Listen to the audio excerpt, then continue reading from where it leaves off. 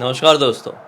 Bloody vibes के आज के इस एपिसोड में हम लोग आप लोगों के सामने एक कपल के साथ घटी हुई बड़ी ही अजीबो गरीब डरावनी घटना की कहानी लेकर आ गए हैं। दिल थाम कर इस कहानी को अंत तक सुनिए। एक बहुत ही अच्छी सीख मिलेगी और एक ऐसा खौफ से आप लोगों का आज ताल्लुकात होगा कि आपका दिमाग खराब हो जाएगा भाई। तो ये कहानी है मोहन और गीता नाम के कपल की। ये दोनों की शादी को लगभग 6 साल हो चुके थे। इन्हें कोई भी बच्चा नहीं हुआ था। बच्चा ना होने की वजह से मोहन के घर वालों ने मोहन और गीता से बातचीत करना पूरी तरीके से बंद कर दिए थे। उनको ऐसा लगता था कि ये लड़की हमारे लिए पहले से ही ठीक नहीं थी और ये हमारे परिवार में इस लड़की को लेकर आ गया। इसी कारण से उन्होंने अपने बेटे और अपनी बहू का परित्याग कर दिया, बिल्कुल बातचीत बंद। काफी ज्यादा नाराजगी गीता के परिवार वालों को भी उससे थी। गीता के परिवार वाले भी बहुत गुस्सा करते थे गीता से कि और करो, मन की शादी, अब नहीं हो रहे हैं ना बच्चे, ऐसा वाला। तो ये दोनों जो थे इस दुनिया में अकेले रह गए थे। लेकिन किस बात की कमी? मोहन ने अपने जीवन में इतना कुछ स्टैब्लिश कर लिया था ना शादी के ठीक 1 साल के अंदर कि दुनिया में जो भी देखे उसका दिमाग खराब हो जाए। 1 साल में कोई इतना कुछ कैसे तरक्की कर सकता है? दरअसल ये एक बिजनेस करता था और उस बिजनेस में इसको रातों रात बहुत फायदा हो गया था। कौन सा बिजनेस था, क्या बिजनेस था, हम उसकी डेप्थ में नहीं जाएंगे, लेकिन आप ये समझ लो इसके बिजनेस ने इसको मतलब अचानक से इंस्टेंट ऐसा फायदा दिया था। अब दुनिया वाले सोचते थे बहुत सारे यार कि हम इनसे बातचीत करना क्यों छोड़े, कल को हमको पैसों पूसों की जरूरत पड़ेगी तो ये हमारे मदद आए होते। ठीक, ये जैसा भी हो वो मैटर अलग है।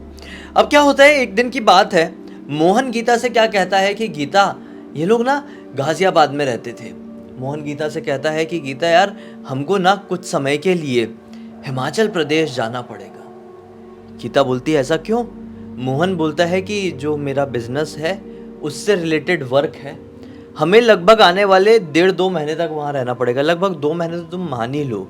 2 महीने बाद जब सब कुछ ठीक हो जाएगा, वहाँ का काम खत्म हो जाएगा, तो हम रिटर्न यहाँ पर आ जाएंगे।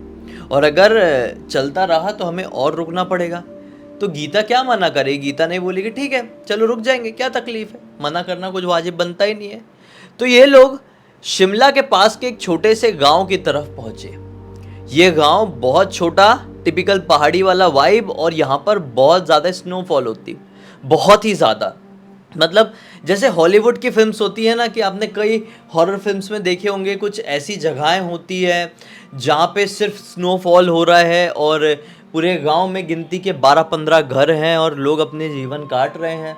कुछ सामान अमान लेना रहे तो बाजू वाले शहर तक जा रहे हैं, कुछ भी काम रहे वो बाजू वाले गांव पे ही निर्भर है। इनके गांव में सिर्फ रहने की जगह है। ये एक वैसा गांव था और यहाँ पे मोहन अपना काम के चक्कर में आया हुआ था। एक्चुअली इस गांव में काम नहीं था, बाजू वाले गांव में काम था, लेकिन मोहन अपनी पत्नी को लेकर यहाँ पर रुकने की सोचा, क्योंकि ये जो गांव था ये बड़ा ही ज़्यादा इंटरेस्टिंग था और बिल्कुल फिल्मी वाइब देने वाला था। और मोहन की वाइफ गीता थोड़ी फिल्मी थी भी। ठीक है भाई, ये लोग यहाँ पर पहुँच गए। मोहन ने घर का जुगाड़ पहले से करके रखा था।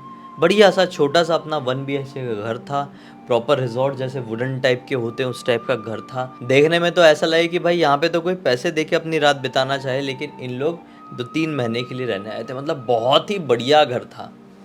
अब होता ऐसा है, इन्हें यहाँ पर रहते हुए 2-3 दिन हुए ही होंगे। मोहन अपने काम पे दोपहर के वक्त गया हुआ था और गीता घर पे खाना बना रही थी। गीता को अचानक से आभास होता है कि मुझे कहीं से कोई छुप छुप कर देख रहा है। कौन है भाई? गीता ने पीछे पलट कर देखी।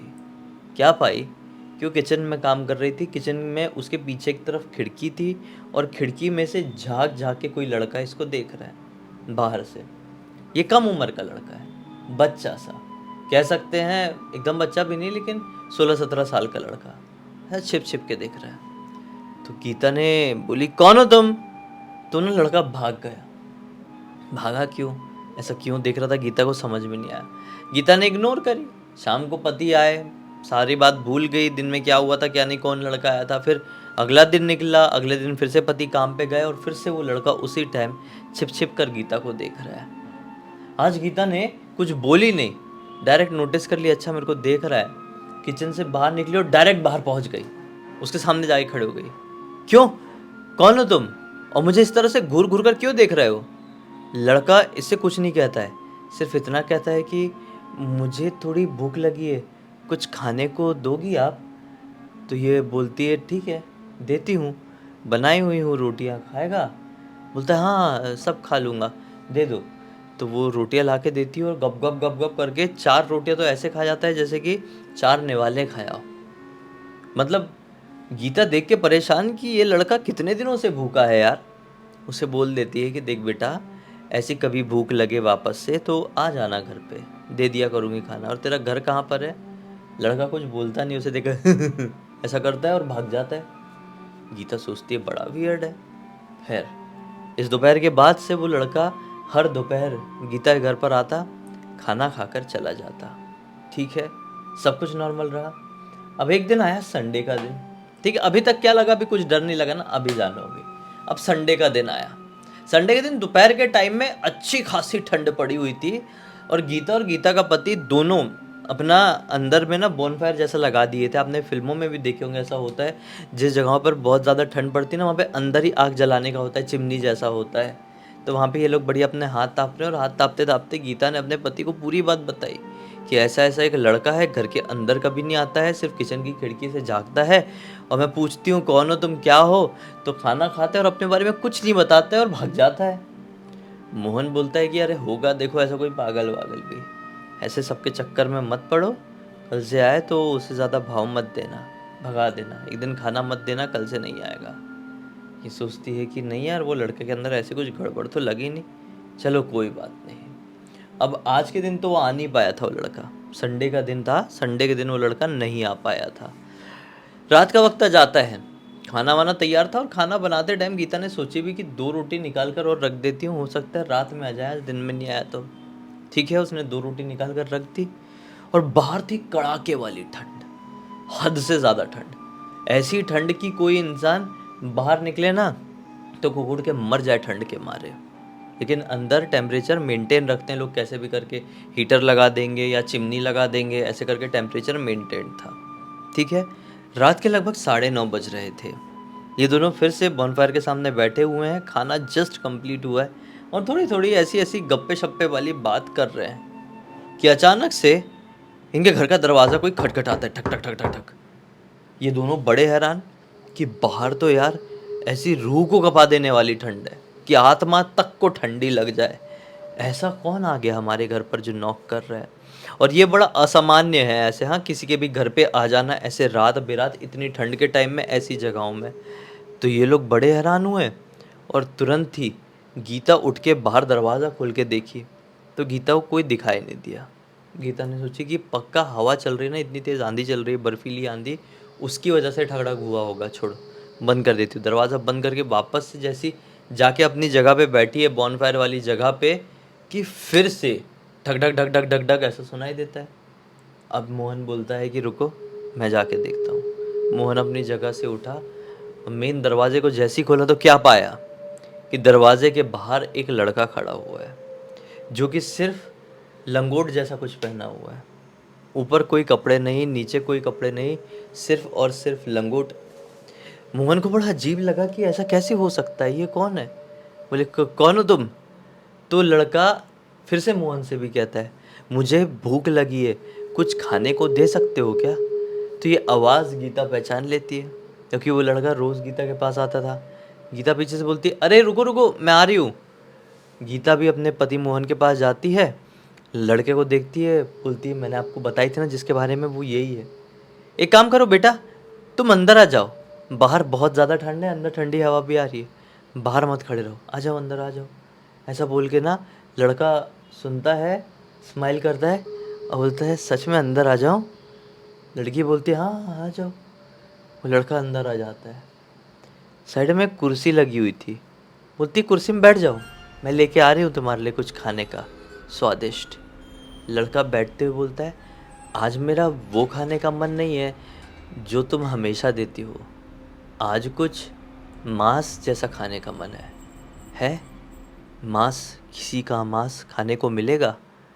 तो ये बोलती है गीता नहीं, हम लोग नॉनवेज नहीं खाते हैं, और तुम्हारा मांस खाने का यानी नॉनवेज खाने का मन है तो तुम किसी और से बात कर सकते हो, लेकिन तुमने कभी बताया नहीं वैसे कि तुम रहते कहाँ पर हो, तुम हो कौन, तुम्हारा घर कहाँ पर है।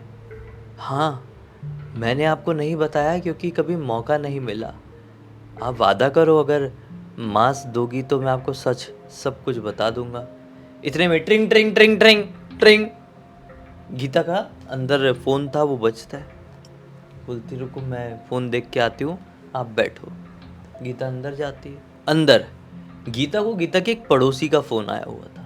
एक पड़ोसी औरत जो कि गीता की हम उम्र ही थी और पिछले कुछ दिनों से गीता की इस पड़ोसी औरत से बातचीत भी चल रही थी। फ़ोन उठाती है गीता और वो पड़ोसी औरत बोलती है कि सब कुछ ठीक है कि नहीं, आज बहुत ज़्यादा ठंड पड़ रही है, किसी चीज़ की ज़रूरत हो तो हमें बता देना, हम काफ़ी समय से यहाँ पर रह रहे हैं। गीता फ़ोन में बोलती है कि नहीं नहीं सब कुछ ठीक है, हम क्या इनफैक्ट हम तो एक लड़के की भी मदद कर रहे हैं, हमें आपकी मदद की ज़रूरत नहीं पड़ेगी, हम तो उल्टा मदद कर रहे हैं। पड़ोसन जो फ़ोन में थी बोलती है एक लड़के की भी मदद कर रहे हैं, मतलब मैं समझी नहीं क्या बात है, क्या हुआ। गीता बोलती है कि अरे वो 15-16 साल का लड़का है ना जो मैं आपको बताई थी, दोपहर के वक्त आता है मेरे से खाना मांगता है, खाना देती हूँ खा के चले जाता है, कभी घर के अंदर नहीं आता। आज वो दहलीज तक आया पहली बार रात के वक्त और मैंने उसको बोली कि अंदर आ जा, खाना खा ले और फिर चले जाना। पड़ोसन की बोलती बंद हो जाती है। गीता बोलती हेलो सुन रही हो मैंने क्या बताई। पड़ोसन बोलती एक्चुअली मैं तुम्हें बताना भूल गई थी, ठंड के समय जब कभी भी बाहर आंधी चल रही हो, अंधेरी रात हो, जैसे अमावस्या की रात आज है, ऐसी रात में कभी घर का दरवाज़ा कोई खटखटाए तो खोलना मत, खोल दिए भी बाहर अगर कोई बच्चा दिखाई दे तो उसे कभी अंदर मत आने देना। गीता बोलती है ऐसा क्यों बोल रही हो आप, मैं तो बोली ना कि वो बच्चा अंदर आया हुआ है, आप वही सुन के बोल रही हो ना, मेरा मज़ा ले रही हो ना।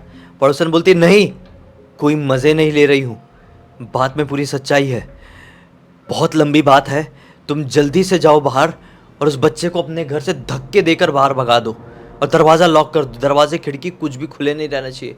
गीता बोलती है ठीक है रखो। वो फ़ोन काटती है और गीता जैसी बाहर जाती है, क्या बात यह है कि बाहर ना वो बच्चा है ना उसका पति। हैरान, मोहन मोहन कहाँ हो तुम, लेकिन मोहन का कोई रिस्पॉन्स नहीं आता है। बच्चे लड़के मेरी आवाज़ आ रही है क्या, बिल्कुल कुछ भी आवाज़ नहीं आती। गीता का फिर से फ़ोन बजता है, ट्रिंग ट्रिंग ट्रिंग ट्रिंग, भागते हुए जाती, फ़ोन उठाती है। ये फिर से पड़ोसन थी। गीता कुछ समझ में आया, वो लड़के को भगा दी होगी नहीं घर से बाहर। ये बता देती है कि जैसे मैं तुम्हारा फ़ोन काट के अपने सामने वाले रूम में पहुंची तो क्या देखी मैंने, ना मेरा पति है ना वो बच्चा है। पड़ोसन बोलती है रखो फ़ोन, मैं अभी अपने पति और देवर के साथ तुम्हारे घर पर पहुंच रही हूँ। फ़ोन काटे फटाफट तीनों पहुँचे। पति देवर को बोली कि ढूंढ डालो, इसके पति मोहन को ढूंढो हर जगह, लेकिन मोहन की जान बच जानी चाहिए, अच्छा आदमी है। तो गीता के तो हाथ पैर कांपने लगे कि ऐसा क्या हो गया है और मोहन कहाँ चलेगा और ऐसा ढूंढने क्यों बोल रहे हैं। अब जो पड़ोसन है उसका पति और देवर ज़मीन में ढूंढ रहे हैं, तो और टेंशन आएगी कि नहीं आएगी। नहीं घर के अंदर तो नहीं, घर के बाहर। गीता बोल रही है कि प्लीज़ मुझे बताओ ना, सब कुछ ठीक है कि नहीं, बताओ ना, कोई तो बता दो। ना देवर कुछ बोल रहा है, ना पति कुछ बोल रहा है पड़ोसन का, और ना पड़ोसन कुछ बोलने के लिए तैयार है, बस ढूंढाई चल रही है गीता के पति मोहन की। कुछ देर बाद पड़ोसन का देवर चिल्लाता है यहाँ पर आओ, जल्दी यहाँ पर आओ, भागते हुए। सब लोग वहाँ पर पहुँचते हैं। देखो ये क्या है, ये क्या है, देखो जल्दी लाओ, खोदो। फिर कुछ खोदने का लेके आते हैं, वो जो ऐसा बर्फ़ हटाते ना जिससे, वो बर्फ़ हटाने का लेकर आते हैं। जैसी प्रॉपर खुद जाता है तो क्या दिखाई देता है, गीता का पति मोहन अंदर बर्फ़ की सिल्ली बन के पड़ा है। ऐसा गीता इतनी ज़ोर ज़ोर से चिल्ला के रोने लगती है जिसकी कोई लिमिट नहीं। सब भागते भागते वहाँ पर आ जाते हैं, क्या हो गया, ठीक तो है कि नहीं, हॉस्पिटल लेकर जाओ। हॉस्पिटल लेकर जाते हैं और वहाँ पर मोहन को मृत घोषित कर दिया जाता है। गीता इस सदमे से बाहर नहीं आ पाती है कि ये हमारे साथ क्या हुआ। बहुत समय लग जाता है उस चीज़ से बाहर निकलने में। गीता वहाँ से लौट जाती है अपने घर गाज़ियाबाद वापस, लेकिन कुछ सालों बाद गीता को ऐसा रियलाइज़ होता है कि हमारे साथ ही ऐसा क्यों हुआ, सिर्फ मेरे पति ही क्यों, क्या किए थे हमने। मैं इस बारे में ज़रूर पता लगा कर रहूँगी। गीता फिर अभी से कुछ ही समय पहले उस गांव में फिर से गई, अपने उन पड़ोसियों से फिर से मिली और पूछी कि उस दिन जो मेरे पति के साथ हुआ था, जो भी मैंने आपको कुछ बताया था, वो क्या था, वो क्यों था, क्या वो सबके साथ होता है? तो पड़ोसन बताती, जी हाँ, सबके साथ होता है। जैसा मैंने बताई थी, जब भी बर्फ की ठिठुरती हुई ठंड पड़ती है, बाहर आंधी चल रही होती है, तो एक बच्चा आता है, दरवाज़ा खटखटाता है और कोई भी दरवाज़ा खोल दे तो बच्चा उसे ज़मीन में गाड़ कर जमा देता है। तो गीता पूछती है ऐसा क्यों, लेकिन वो बच्चा ऐसा क्यों करता है? तो पड़ोसन बताती है कि आज से काफ़ी साल पहले वो बच्चा इस गांव के सबसे आखिरी वाले मकान में अपने परिवार के साथ रहता था। एक दिन ठंड की वजह से, उस दिन बहुत ज़्यादा ठंड पड़ी थी, मुझे आज भी याद है। उस दिन ठंड की वजह से ही उस बच्चे ने अपने माता और पिता दोनों को खो दिया। और फिर उसी रात को बच्चे को लगी हुई थी बहुत भूख। बच्चा दर दर भटक रहा है कि कोई खाने को दे दो, मुझे बहुत भूख लगी है, मेरा बहुत पेट दुख रहा है। लेकिन पूरी रात किसी ने दरवाज़ा नहीं खोला, सिर्फ ठंड लग जाएगी इस चक्कर में। वो लड़का भटकता रहा। जब सुबह की रोशनी निकली तो एक व्यक्ति ने अपने घर का दरवाज़ा खोला और देखा कि बाहर तो वो बच्चा बर्फ़ की सिल्ली बन के ठिठुर कर पड़ा हुआ है। वो बच्चा भी जम चुका है, उसकी जान निकल चुकी है। पूरे गांव के लोगों ने बच्चे का जैसे तैसे करके अंतिम संस्कार किया, लेकिन उसके बाद से भी बच्चे की आत्मा पूरे गांव में भटकती हुई दिखाई देने लगी। और जैसा मैंने तुमको बोली, वैसा बहुत लोगों के साथ हुआ कि वो बच्चा रात में लोगों के घर का दरवाज़ा खटखटाता है, खोल दिए तो ऐसा ऐसा हो गया। मोहन ने भी यही किया था, इसलिए तुम्हारा पति अब कभी वापस नहीं आ पाएगा। गीता सुनती है, फिर से बहुत रोती है और एक्सेप्ट कर लेती है, जो गया सो गया, साथ उतना ही समय का था। इस पूरी घटना की जानकारी किसी और ने नहीं, बल्कि खुद गीता ने इंस्टाग्राम पर लिख कर भेजी और बोली कि बिंदास आप कहानी को सुनाओ, टेंशन मत लो, जो बोलना है बोलो, लेकिन कहानी एग्जैक्ट पॉइंट में रखना, सच रखना, क्योंकि ऐसा ऐसा कुछ हुआ था हमारे साथ। जो घटना हुई थी, उस घटना से बहुत सारे लोग सीख हाथ जो ले लेंगे। सही बात है। और गीता के अंदर इतनी हिम्मत बन पाई, जो स्टोरी लिख पाई, वो बहुत बड़ी बात है। क्योंकि ऐसी घटनाएं घटने के बाद लोग हिम्मत नहीं जुटा पाते हैं और अपनी ज़िंदगी पूरी तरह से जीना छोड़ देते हैं। लेकिन ये मैसेज सबके पास जाना ज़रूरी था कि और भी लोग अलर्ट हो जाए कि वैसे कोई शक्ति आती है, वैसा कोई भूत आता है, तो उससे कैसे बचना है। सही बात है। खैर, इसी एक नोट के साथ इस कहानी का अंत करते हैं। अब तक इस वीडियो को देख लिए हैं तो लाइक ज़रूर कर देना, चैनल को सब्सक्राइब करके बेल आइकन दबा के ऑल के ऑप्शन में क्लिक करना है, क्योंकि इसी तरह के हैरान कर देने वाले खौफनाक वीडियोस डेली आप लोग के सामने लेके आता रहता हूँ। इंस्टाग्राम के लिंक इस वीडियो के डिस्क्रिप्शन बॉक्स में जाए, क्लिक करके डायरेक्टली वहाँ पर पहुँच जाना। और इसी तरह की कोई भी कहानी, टॉपिक या जानकारी आप लोग के पास भी है तो लिख भेजना। हो सकता है हमारा अगला वीडियो कल आपके हिसाब से ही बन रहा हो। तो चलिए कल फिर से मिलता है, तब तक के लिए बहुत बहुत धन्यवाद। आपका दिन शुभ हो।